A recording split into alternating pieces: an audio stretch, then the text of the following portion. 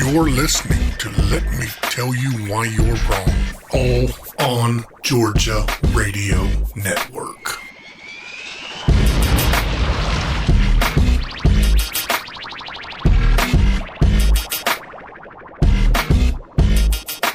Welcome to episode 143 of the Let Me Tell You Why You're Wrong podcast. I'm Jessica Szilagyi, hosting for our absent host, Dave Roberts. And in his place this week is former podcast connoisseur and Dave's son. Yes, oh yes. Dave's son is filling in for Dave. Matt? How you doing? Thanks for coming on this week. Yeah. I've been looking forward to it. Have you? Yes. Well, I always like when you come back. I enjoy it more when Dave's here so that you can roast Dave. But I don't know that the roasting can be topped after you got called his son at a store. God, I've told that story. Like, I was with Dave on election night, and I told that story so many times that he finally, he started walking off. He's like, Jesus, this again? It's so great. I kind of feel bad for him because, they're on vacation this week and they flew to the hurricane. Right. Well, I mean, it's 2020, so yeah. He should have expected it. I was going to say, shame on him for thinking that he could go on vacation. Right. I'm glad that it's nice to laugh. Like, this has not been a very funny week at all. It's been a stupid week. Every headline I've seen, I'm like, really? No matter who it's about or what it's about or when it comes out, I feel like it's just been, everyone is on edge and it's been super volatile, and Georgia is like here. Anytime someone does something, Georgia's like, hold on, we can talk about it. Yeah, exactly. It's, of course, from my perspective of things, I don't put a whole lot into it because I just don't. The end results of things, I don't think it's going to change a whole lot. I don't think that the House is going to flip. I think the Senate got closer. I don't think the Senate is going to flip. I think the House got closer. Obviously, I believe Biden is going to be sworn in January. But it's just going to be the same that it has been. We're going to end up in gridlock, and that's sweet. sweet gridlock. So right. And the thing, you can get pretty amped up quickly. Like, even if you're the kind of person who's just paying attention in the evenings or occasionally when you see a headline pop up and you're just raising your family and doing your job and trying to keep your head out of it all the time, I think it's really easy to get fired up about some of the headlines we're seeing. And then there's me, who is dealing with this like 18 hours a day and stays fired up and then finally falls asleep and is like, fine, thank you, Jesus. But, when it gets quiet and I think about it, I'm like, what are we doing? Like, why?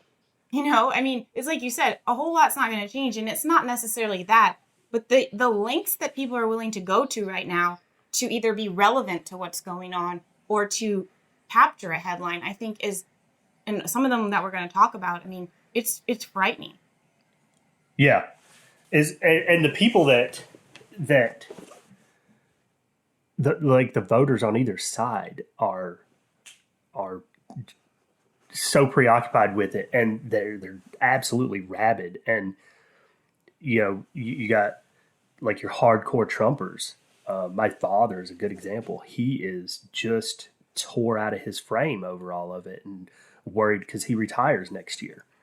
And he's worried about his 401k. And I'm like, look, man, it's going to be fine. I said the Senate's going to stay, in Republican hands. The House is going to be a little closer. And with Biden in the White House, Republicans are going to start pretending to care about fiscal responsibility and conservative things again. Like, so you'll have that buffer in place. Your 401k is going to be fine.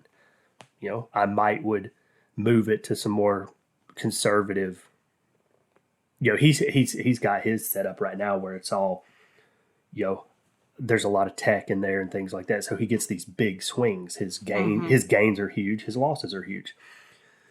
I told him I'd probably move it to where it's a little more conservative, where, you're not going to gain 30%, but when things bottom out, you're going to lose 0.5%. Right. And so, like, he's like, I think you're right. So you're like, thank you, I know. Right. I've been telling you this for 40 years. So. Well, speaking of the people where you're like, what are you doing and why did you do that?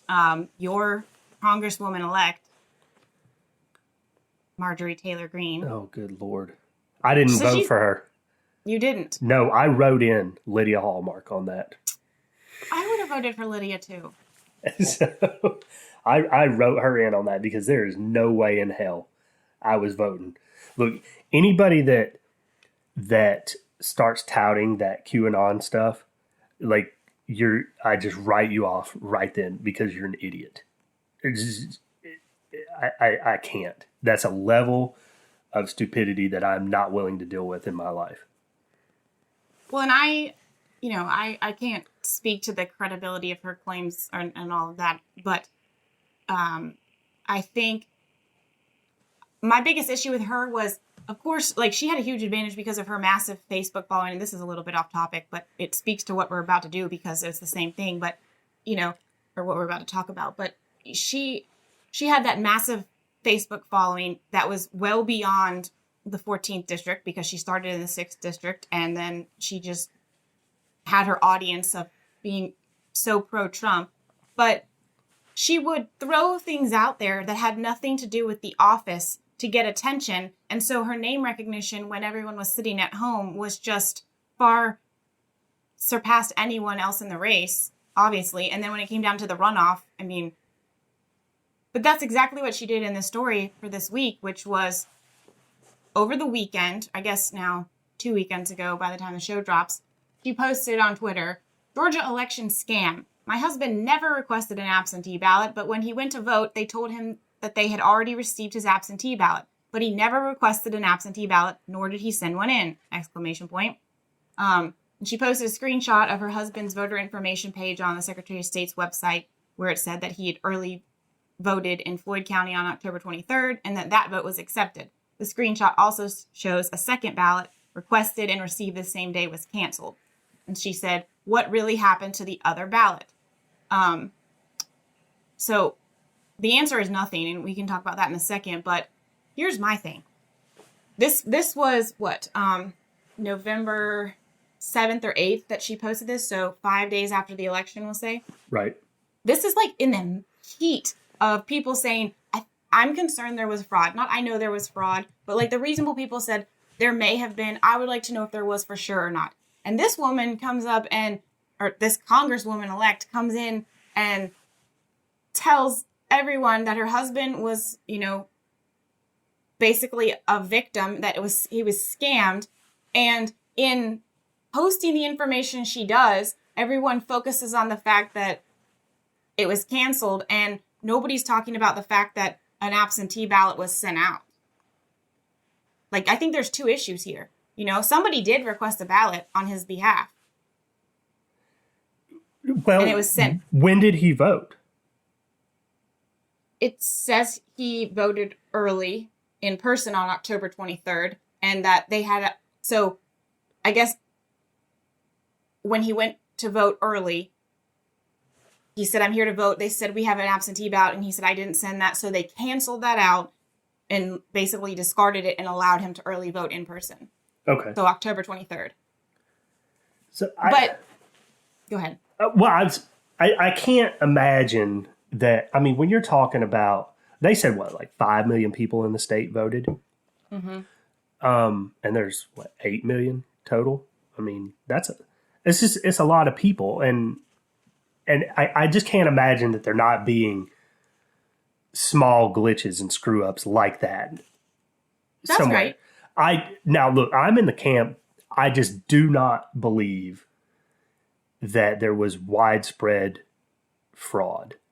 at all. I don't. I mean, aside from the fact that I personally believe that elections in general are fraud, but Yeah.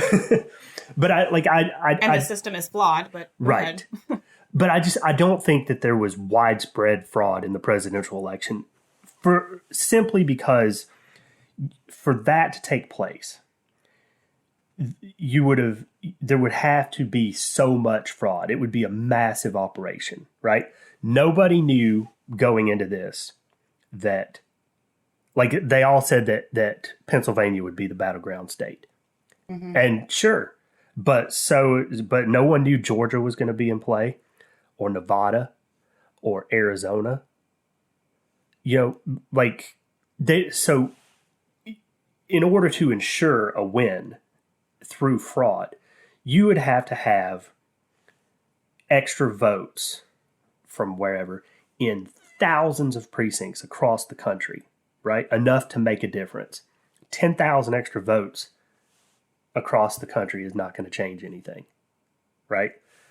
So you're talking about millions, and it would have to, those numbers would have to align with what's on the rolls with the various Secretary of States and election offices. It couldn't all be in one precinct, like that nonsense that we saw where it said, 138,000 ballots showed up mysteriously overnight, and every one of them was for Biden. No, it wasn't.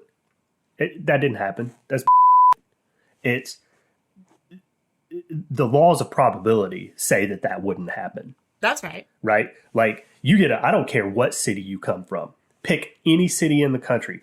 San Francisco, Los Angeles, New York City, I don't care. You take 138,000 people, someone there voted for someone other than Biden.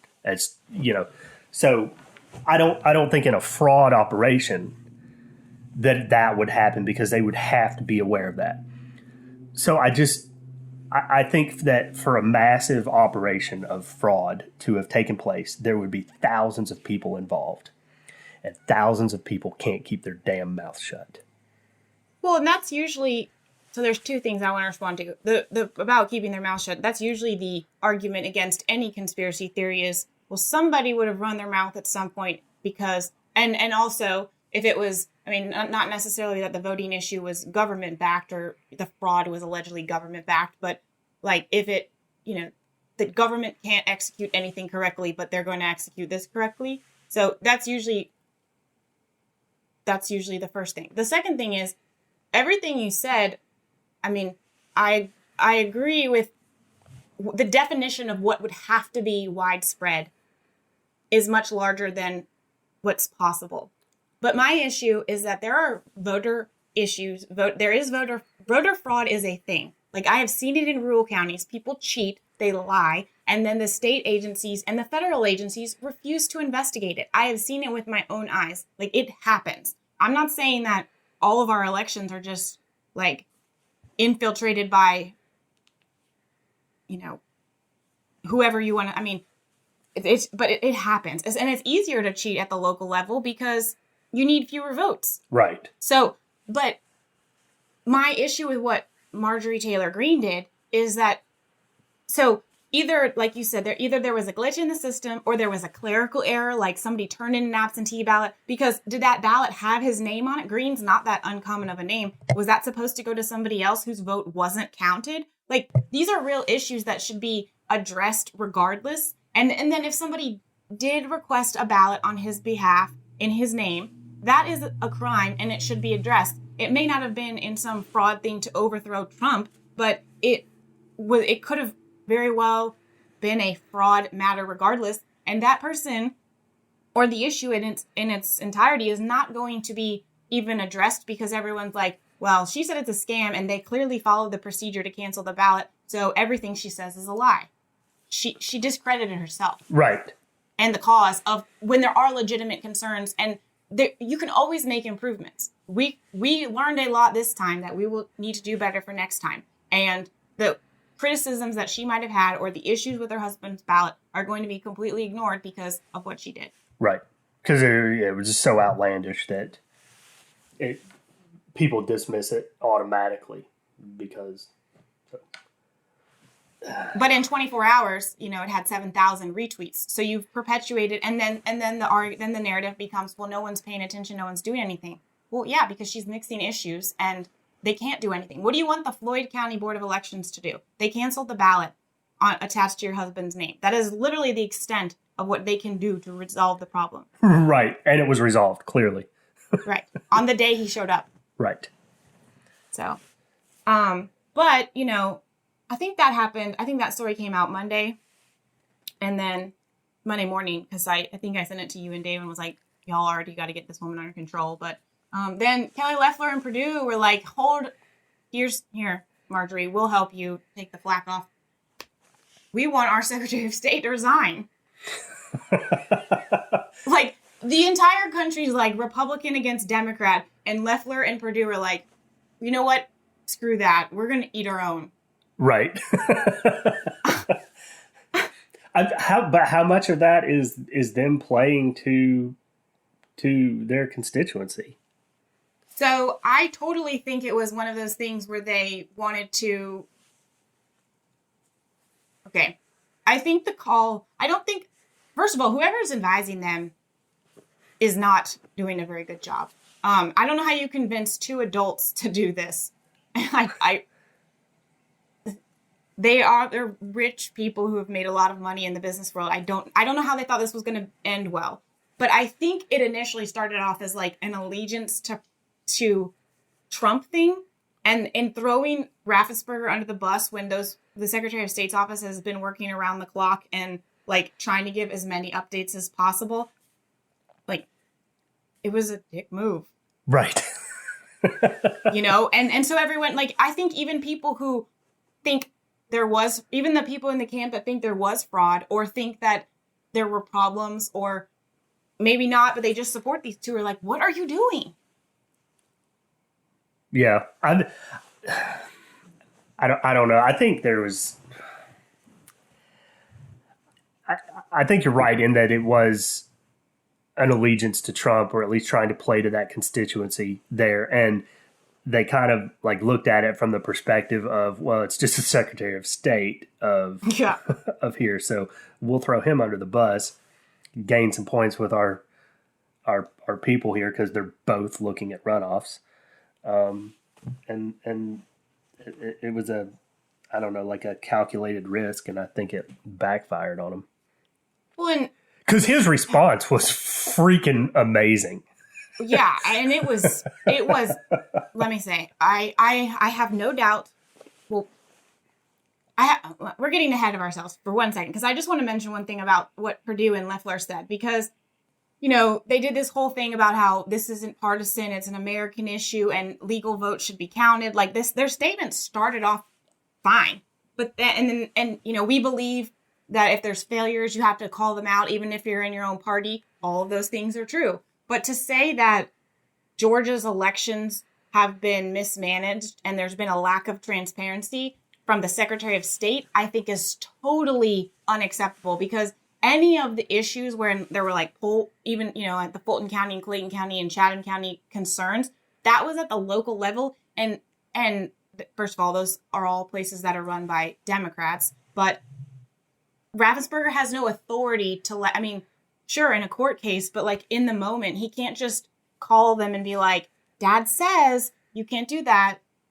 So they say that there's blame that lies elsewhere as well. The buck stops with the Secretary of State, but he had no authority to do anything at the moments that they're trying to say there was an issue. And they said he failed to deliver honest and transparent elections. Like, that's literally what the guy is charged to do. And he's done it. I don't like him. I never voted for him. Twice I voted for a Democrat in the runoff because I didn't like him that much. And I'm telling you, he didn't drop the ball on being transparent. Right. I mean, he held like twice daily press conferences giving updates about it. And when they were counting the military and the outstanding absentees and everything, they were sending out hourly press releases to the media. Hourly. It was annoying. I was like, by the time I get one up and everyone sees it, you're already sending another one. Like, stop this. Right. It wasn't. But Raffensperger did not, I think it took him less than an hour to get his response out. And what you were going to say that it was epic and great, but I have no doubt that he looked at it and signed off on it. I mean, he's engaged in his office and everything, but a woman had to have written this. Because you don't get that level of petty right without a woman, okay? Like, it just doesn't happen. and I support it. I mean, this wasn't like a little catty. This is when all eyes are on Georgia. Like, the entire nation is watching, and you threw this poor guy under the bus for your own gain. And it takes a lot for me to say poor guy when we're talking about elected officials. Right. So, but he said, I mean, he just let me start. He said, they called for my resignation. Let me start by saying that's not going to happen. The voters hired me, and the voters will be the one to fire me. And then he goes in through his whole thing. And when he says at the end, I mean, he gave a lot of statistical things, and I'm sure people have heard it by now. But when he said, as a Republican, I am concerned about Republicans keeping the U.S. Senate, I recommend that Senators Loeffler and Perdue start focusing on that. I mean, they should have put a GIF in there that had the microphone dropping or like a Soldier Boy stomp, because right, like, what you can't respond, and they didn't. They said nothing. Yeah. It was crickets. Yeah. Well, it's like you said, there is nothing to say. It's funny though. When I read it, it didn't register like as petty. Like, I didn't read it, but I think you're right. That had to be a woman. Well, and I say petty. I mean, I don't say like they just fired back and were like, well, you know how like I do on my personal page and call Loeffler, Ruffles Barbie and egocentric Barbie and stuff. Like, they weren't making personal. It wasn't issues like that. They laid out the facts and said, this is what we've been doing. This is what the law says. This is what we will continue to do. Blah, blah, blah. And then, basically like, you do your job and let me do mine. And so when I say petty, I don't mean like there was no merit to what, it wasn't just a slap. It was a drop a bomb and then the slap, which is even better. Right. So, and they deserved it. I mean, and I think I think there's a lot of people who don't like them, but would be willing to vote for them in a runoff, but they disenfranchised or deterred a lot of people from like outwardly backing them because they look like moonbats. Like, in the middle of all of this. Okay. So in the middle of this, quote, most important election of our lifetime, when everything is in turmoil, the dumpster fire is ablaze, you want us to get a new person in charge in the middle of it? That's right. Brilliant. And not to mention that, depending, like, if, I'm not even gonna go down that rabbit hole, but it doesn't matter if it's someone from within the office. Like, this is the guy that is been at the helm. You don't take him away in the middle of this like that. No, you just don't. Yeah. That's kind of the logic as to why, even going back to like Bush, why he got elected a second time, was we were in the midst of a whole bunch of war, and they didn't want to take him out in the middle. I think if it weren't for all of that, he would have been a one-termer like Trump. Like his dad? Like his dad, right? It's funny though. I've been saying a whole lot, talking to people about this, that and things past that. History, looking back on things, gives you an interesting perspective. And like I miss the days of like I miss George Bush. There were some terrible things that happened under him, but that man, the things that he did, and I know we're way off subject here. At a minimum, he believed to his core in what he was doing. And he's just got a whole lot of class. That's the thing though. When you, and like the charisma and the class and the ability to, it's so cliche to say we were all Americans then. Like, it wasn't just 9/12 that was a good day in the sense of like loving your neighbor. It was a period after, and a lot happened, and a lot of bad policies were put into place, and a lot of people lives were ruined because of things that happened. Like, you can't deny that. But he had an ability to communicate not just his positions, but his feelings and emotions. And Trump does not have that. Biden does not have that. And neither of the, I mean, Pence, honestly, like, I'm not a huge fan of him, but he's the close, I've heard him speak in person, and he's the closest to that in terms of the charisma, because he's been a governor. Right. And he's had to be that boots on the ground, like, I understand you. I understand your life. Trump doesn't have that. And people liked that about him, but there's certain times when you need that schmoozer. Right. I was on some of the local stuff here. I was talking to folks about, like, kind of where the Republican Party goes from here, right? Like, next in 2024, what do they do? And like, I think that they need to separate themselves from the Trump style Republican. Like, if they were to get a guy who was articulate and charismatic and was, like, policy-wise, was very Reagan-esque, even though I have issues with things he did. And he was late 40s and good-looking, man, that dude win in a landslide. Well, and I only say the late 40s and good-looking because, like, we're going back to the pettiness of women. You got to get those suburban moms back. Right. I mean, that's what won Clinton. Yeah. So. Well, I mean, you can, there's a lot of reasons why he was the way he was, but Clinton was, like, Republicans will say that he had a lot of charisma. Right. He did. I mean, to bang as many women as he did in office, you have to.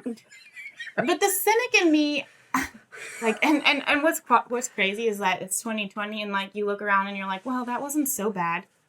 Like, no. It's like like, I mean, yes, it is bad, and it's bad that he was impeached, and I'm not condoning it in any sense, but, like, with the stuff that we're dealing with now, and the way that we watch people ruin other people's lives, like, okay, so he had sex in the White House. Right. And? So I find I was telling you that history, looking back on it, it's an interesting perspective.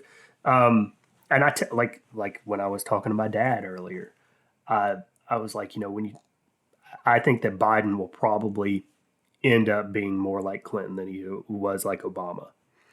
But just because I think, like Clinton, if you can get past the fact that he was running around on his wife and doing it in the White House and whatnot, like some moral issues aside, is the problem. Right. But from a perspective of governance, man, he was just a click left of center.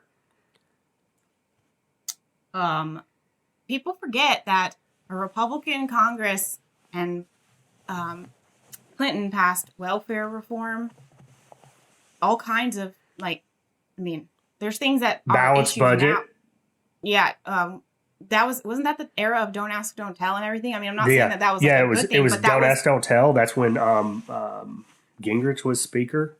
Yeah, I'm not. Those aren't policies that I necessarily support. I'm just saying, like, everybody worked together, right? Because nobody was this polarized on the fringes, and that's what I was saying. The cynic in me wonders if we can even, like, yes, I agree about what kind of person Republicans need, and I mean, I also would say that Republicans in general, not just Donald Trump, because there are Republicans that are more liberal who claim they're Republicans and they're more liberal than Donald Trump. So it's not even that. It's that the party needs to figure out what the heck it means to be conservative anymore. And if those are hills they're willing to die on, because so far they haven't been. But I just wonder, like, in this, with so much vitriol and animosity and just, I don't care what you have to say because you voted for Biden or you voted for Trump, you're an idiot.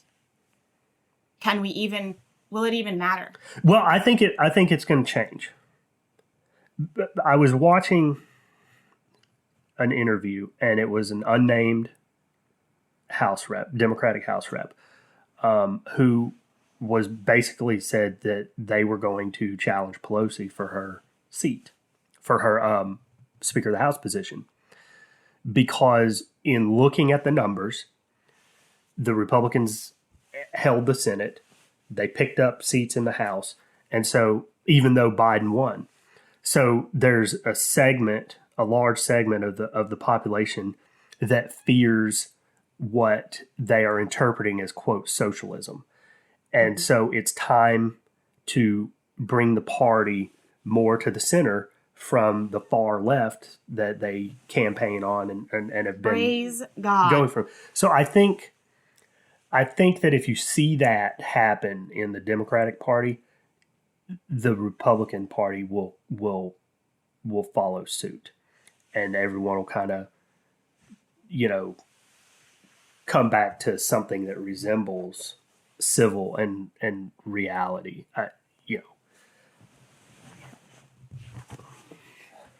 That's just my personal opinion, because your only other option then is like bloodshed.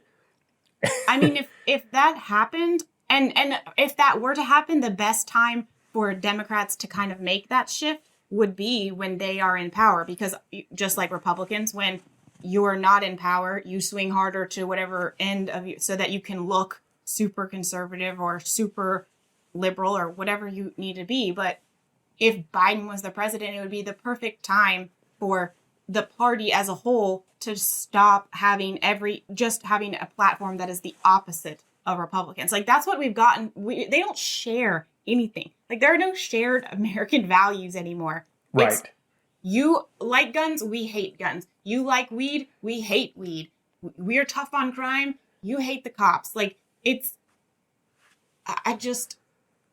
so opposite. There's nothing that they agree on other than spending money and war. But so it would be a good time. I said it before. I don't like all his policies, and it doesn't. I didn't vote for him, but I don't fear President Biden. I am very concerned about President Harris. Right. I mean, I don't like her policies. Voters handily rejected her in the primary. They didn't want her. The Democrats didn't want her. Right. And, I understand he had to pick somebody, but there's nothing about her platform that I support. And Joe Biden is more moderate than she is. Right.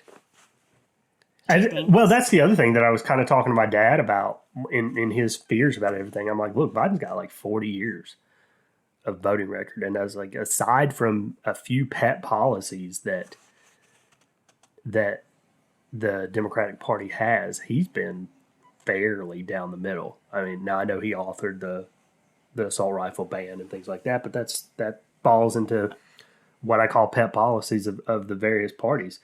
But I mean, he's got 40 years of kind of shooting it down the middle. So because that's what Congress used to do. Right. And like you said, I don't actively fear it. The good thing, like I said earlier, and you kind of said just a second ago, is the Republicans are going to pretend to care about Republican things again. And at the state level too, because, they lost House seats again in Gwinnett and Cobb, I think, and Fulton. And then the state is moving, and it has been, and they never believed it. But then, they're so stupid. Last week, and I mean that with all sincerity, they're stupid. In the Georgia House, they reelected Ralston as speaker. And I'm like, okay, on 10 days ago, basically, or 8 days before this, the state swung hard purple. I won't call it blue. I don't think we are a blue state, but we are a deep, rich purple. And people have been predicting this for at least 10 years. And here you jokers come, like a couple days after some sweeping defeats, and you reelect the guy as the leader of your caucus when Democrats at the state level are inching in more and more and more, getting more and more votes, and you pick the guy who that Republicans hate. Why would you do that? Right. Well, here's the thing, though, is everybody talks about it. So I've got two thoughts on this. One, Georgia hasn't been red that long. I mean, True. In my lifetime, Georgia was blue. That's right. 92 was the first time it went red. Right. I mean, before we've had Kemp. Before that, we had Deal. Before that, we had Perdue. Before that, but it took till Perdue. Yeah. Yeah. Before that, we had Roy Barnes, Democrat. We had Zell Miller, Democrat. And then there was somebody else before him, but I was like in grade school, so I don't remember. Perdue was the first Republican since Reconstruction. Right. So to say that that Georgia's red, we have to keep it red. Man, it's gone back and forth. The other thing is when you kind of look at the numbers and the way that this whole thing went down, it's still red. You had there was just kind of a large scale, maybe not large scale, but there was a large enough segment of the population that voted Republican for everything else and rejected Trump. Mm-hmm. Like you look at just Perdue, right? More people than have ever voted in this state voted for Trump, and no more people than that voted for Perdue. So well, yeah, and it's funny that you say that because in the show last week, I don't know if I know you're an avid listener, but Dave said that he didn't believe that people would cast a vote for Biden and then cast a vote for Perdue. And I agree with that. I think people skipped the presidential and then voted for Perdue. I'm telling on him, but one of Dave's own family members did exactly that. Voted for Biden and then voted Republican down the ticket. Did Dave know that before the show? Probably not. No, I don't think so. We were talking about it late last week. Just giving me a hard time. I think people would be surprised by that, and not that. But I'm gonna make a assertion and say that I don't think that's rooted in principle. That's rooted in a protest vote. Oh yeah, yeah. And no, that's that's exactly what it is. It is a resounding rejection of Donald Trump. But how can you honestly do that when Perdue and Loeffler have both said we love Trump, and they have aligned themselves and said that they have 100% voting records with him and this, that, and the other, and I'm the president's minion, basically. I mean, if you support Trump, obviously that's fine, but if you picked Biden or as a protest and you despise Trump, it kind of doesn't make consistent sense to pick the senators. Why? When have you ever seen voters be consistent? I just thought after 2 years of this show running that, the state would have changed by now. Right. No, I mean, look, even me, I wasn't consistent. I voted for Trump because somebody asked me to. Not because I had any real, conviction one way or the other, because I think as a general rule. Maybe you should explain a little bit more that the person asked you to do that because you said you didn't care, but they said that they do. Right. So I wasn't going to vote at all because I was just like, whatever, it's just going to be another beautiful Tuesday in the fall and I'm going to go hunting. And somebody approached me and was like, look, if you don't care either way, because you're not going to vote, you don't care who wins. I'm like, you're right. He's like, well, I do. So would you, since you're not planning on it anyway and you don't care, would you go vote for Trump for me? And I was a little dismissive about it. I agreed to. And then, as time went on, I was like, oh, well, man, I gave this dude my word that I'd go do this. So I went and voted. And I voted for Trump. I voted for Shane Hazel. I voted against Perdue. In the Loeffler race, I voted for Loeffler. And my reasons for that, which we've kind of discussed a little bit, are she I with regularity email the senators and state reps and House reps for things concerning some conservation issues with a board that I sit on. And, like Tom Graves' office was always this canned response of, thanks for reaching out to me. I'll take it under advisement. Call my office if you need anything. Perdue's is kind of the same. It's a little bit longer. But Loeffler's responses are always subject matter relevant. So, like, if I email her, they all start out the same of, I grew up on a farm and these are the values that I have. But in the middle, like, there's always something specific to what I emailed about. And I liked that. So I tossed my vote at her for that. Well, and then I understand that. And I mean, constituent services is a reason that a lot of people vote for people. I mean, we talked about that as well.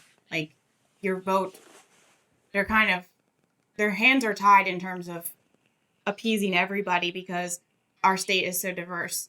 So they're not. But if you're responsive, like, that can go a long way, especially with senators and members of Congress. But we really kind of like rabbit holed. So, and I won't know how to end the show if we don't like sort of get back on track. So I was just going to use that as a segue. But I mean, I'm sure you saw the letter that was signed by the Georgia, the Republican delegation from Georgia, where they basically piggybacked on what the Trump campaign, which is Doug Collins, and the Georgia GOP did for Raffensperger. Like, everyone was piling on the guy, saying you need to do a hand count of every ballot in every county due to widespread allegations of voter irregularities, issues with the machines, and poll watcher access. So they want the comparison of absentee ballots, in-person and provisional ballots cast in Georgia, and to make sure they want them to cross-reference ineligible persons, inactive voters, felons, deceased people. Like, they want them to cross-check the list in addition to an entire state recount by hand. No. Before, and the thing is they want them to do it before he certifies the election results, and that's been Raffensperger's whole thing. Is he said, I think his quote was do I think there was fraud or issues? Yes. Was it enough to change the election outcome? No. And so I have to certify the election results by November 20th, and I can't do all of those things that you want me to do and certify the results by the 20th. Right. I don't know. Like I said, I just don't think there was widespread fraud. But every member of Congress signed it, plus Andrew Clyde and Marjorie Taylor Greene, and and I don't know why they signed it. Why Greene and Clyde signed it? Because, of course, once again, I mean, let's say that you do believe this, or you're on board, or you're at least on board to like some meeting in the halfway of relooking at everything. Marjorie Taylor Greene and Andrew Clyde aren't elected yet, and I understand that they're in red districts, but if you think there was fraud and you won, just sit down and be quiet, because right. All the Democrats have done is say, well, the election that will actually put them in office, they're saying was a fraud. Right. Like, it's just not a good look. I understand they would have won anyway, but it's not a good look. Right. But it's also like those seeds of doubt of that were things that Trump himself started sowing long before the election. Sure. I don't know. Sure. It's an interesting tactic. But I agree. Like, you won. Shut up. Did you see talking about you won? Shut up. Like, did you see the statement from? I say statement. I use that word lightly. From Fair Fight, which is Stacey Abrams' group, last week. I posted it. It said, it's 2 sentences. I'll read it because it's epic. Like, it's epic. Poor Brad. He tried so hard to do Trump's bidding. He set up a task force to intimidate voters, announced investigations without evidence, refused to send ballot requests to voters. Poor Brad. He tried so hard, but Joe Biden still won. Hashtag Georgia poll.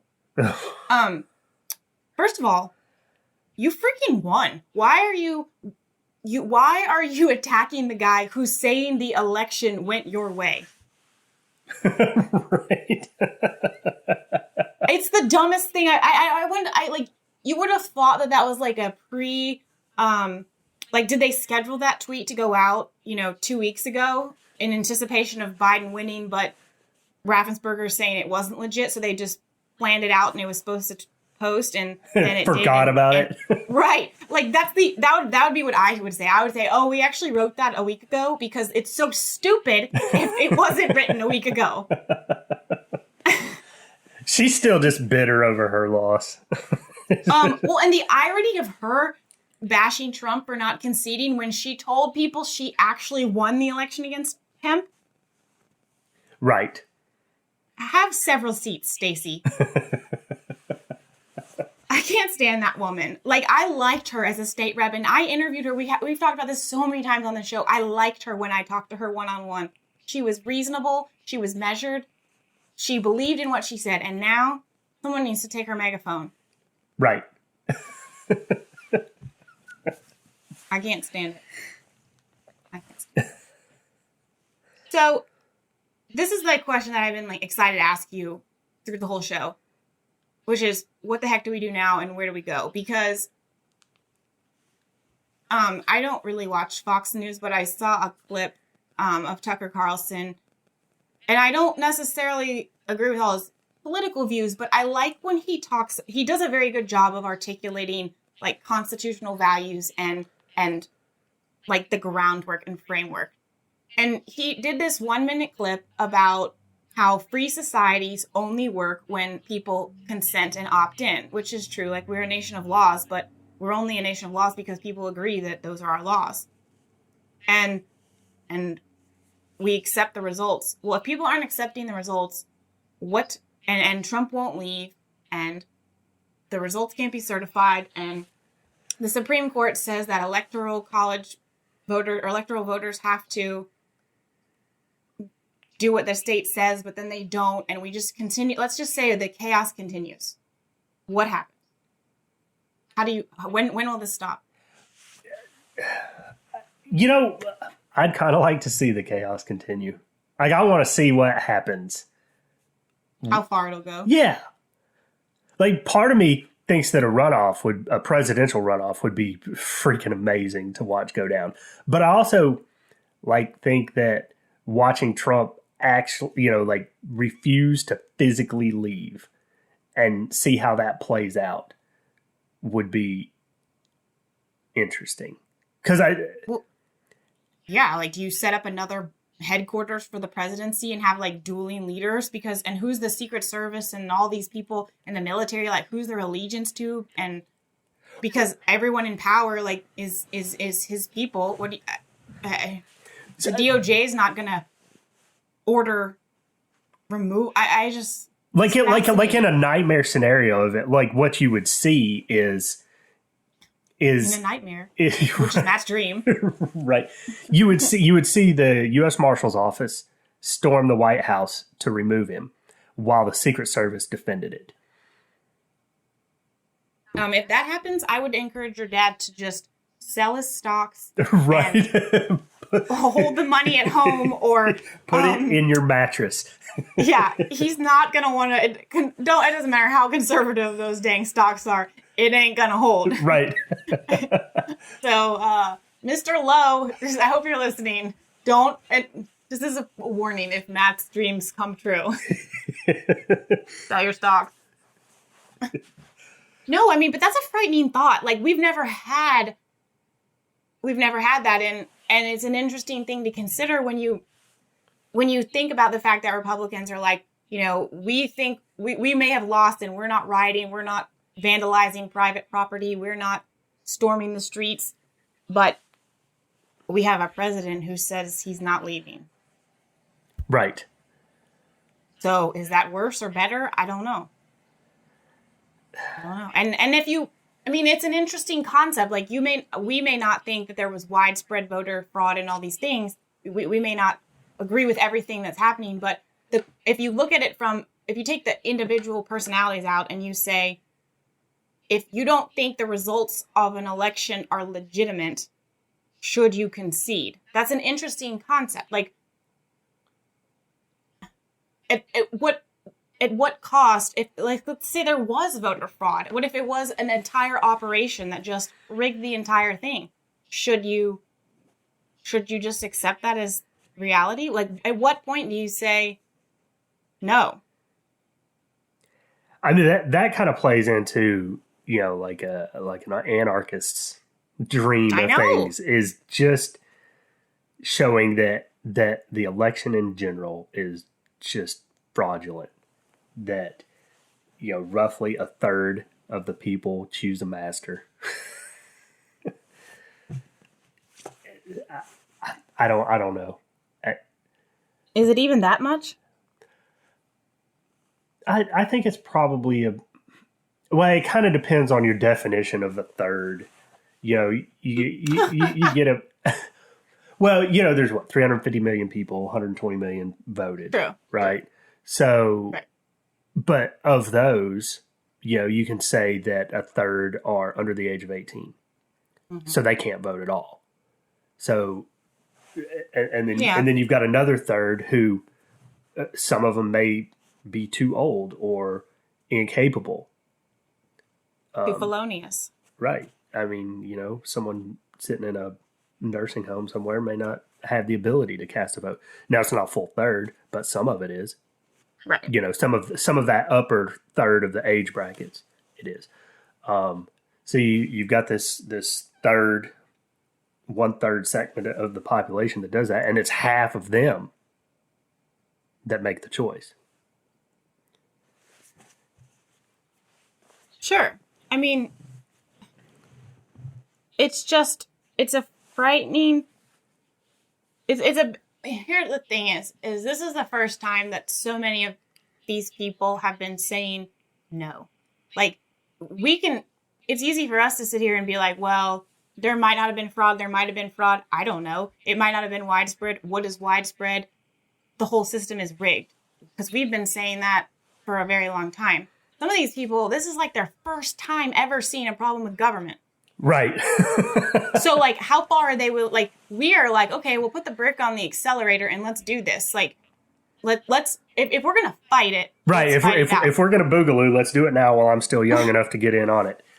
By the way, these are our opinions and not those of all on Georgia. Just to make sure that it's clear. But no, I mean, and in all reality, like, there are people. This is their first time in their entire lives that they've ever seen government do something wrong, or think that the government has. They may not have seen it, but they think the government is wrong. Right. Yeah. 60 some odd years into it, and they're like, yeah.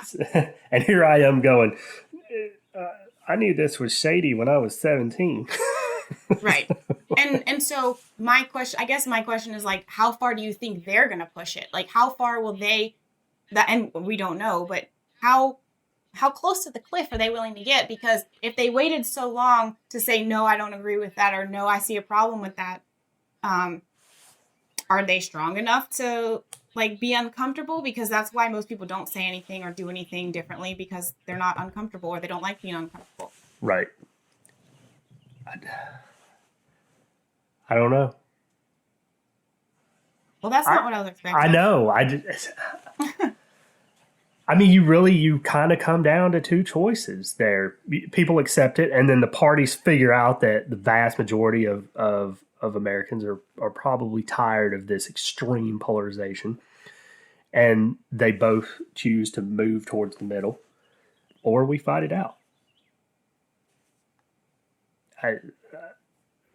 Whether that happens now or 10 years from now, I don't know, but I think you can't keep moving in the direction that we have been, and something not drastic take place to change it. I mean, at some point someone's going to start shooting. That's right. I mean, we've inched over this toward the cliff for so long. decades, centuries almost. Right. I mean, as soon as the country was formed, you really want to get into it, it started unraveling. Well, that's what I know. I keep referencing conversations with my dad, but I talk to him every morning on my way to work. And I said that he was like, he was asking me about, where I fell, politically. He's like, are you a constitutionalist? I was like, well, I kind of divide my thing up, like from a philosophical standpoint, I'm an anarchist, but from a realistic thing, I do fall more into a constitutionalist. And he's like, so when are we going to get back to that? I'm like, look, man, Patrick Henry helped write the damn thing. And he was a liberty guy. I don't know if you've ever read much about him, but like they call him the Lion of Liberty. But he was governor of Virginia. And they had the ink wasn't dry on the freaking Constitution, and he's already violating it as governor. That's what people in power do. It was a thing where he even recognized he was doing it. He in some of his letters and memoirs, he was like, I realize this is a direct affront to the Constitution, but this is what I have to do to be able to fight off. I don't remember what little skirmish it was, whether it was, I think it had something to do with the Indians and some of the stuff in what is now West Virginia. But like I said, the damn thing was still wet and they're already violating it. So I don't, when you say, can we get back to the Constitution? I'm like, no, because we were never there. Yeah. No, I totally agree with that. But it's like you said, we don't have much further to go before somebody says, I'm done.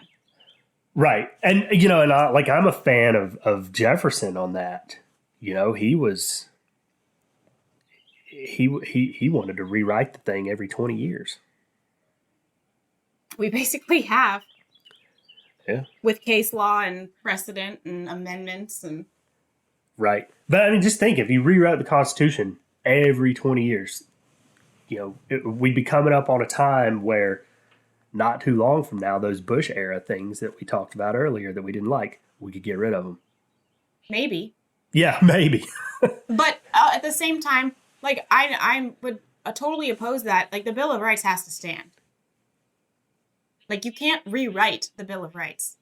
And we're literally at the end of the show, and you just started a whole new thing, so you have to come back because we're going to fight about this. Okay, I'll be there. You want me to come back next week? Sure, we can fight about it then. I know I put you on the spot with that just now. Well, I don't think we have anything. I mean, unless, I told Dave's like, when are you free to record? And I was like, as long as I'm not on the battlefield, because everything hit the fan, I can make it work, whatever. So.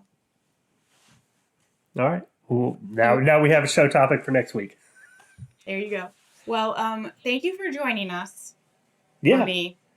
Thanks for filling in for your dad. I know he appreciates it too. Right. Well, he banged up his knee again, right? So old. 2 vacations in a row, he's going out with a messed up knee. And I'm just like, dude, when are you going to get that fixed?